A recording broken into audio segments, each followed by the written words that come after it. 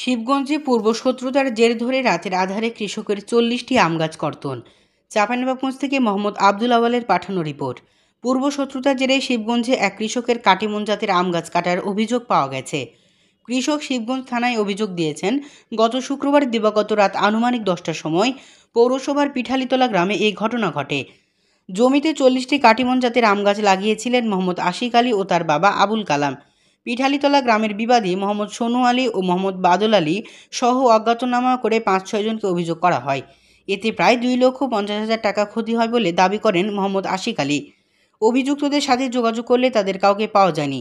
একই গ্রামের স্থানীয় বাসিন্দা ওবায়দুল ইসলাম বাবু বলেন, তাদের পূর্বশত্রুতার জের ধরে 40টি কাটিমন জাতের আম গাছ কেটে ফেলেছে সোনু ও বাদল। তাদের দৃষ্টান্তমূলক শাস্তির দাবি জানাচ্ছি, যাতে করে এই রকম ঘটনা আর ভবিষ্যতে কেউ না করতে পারে। শিবগঞ্জ থানার ভারপ্রাপ্ত কর্মকর্তা মোহাম্মদ গোলাম কিবরিয়া বলেন, একটি অভিযোগ পেয়েছি, তদন্ত করে ব্যবস্থা গ্রহণ করা হবে। আমি গত 3 বছর থেকে এই বাগান লালন পালন করছি।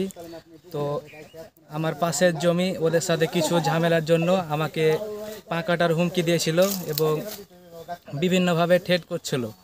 তো অতএব কিছু পূর্ববর্তী শত্রুতার জন্য আমাদের এই বাগানের প্রায় 50টা গাছ কেটে ফেলে দিয়েছে। আর দৃষ্টান্তমূলক শাস্তি চাচ্ছে।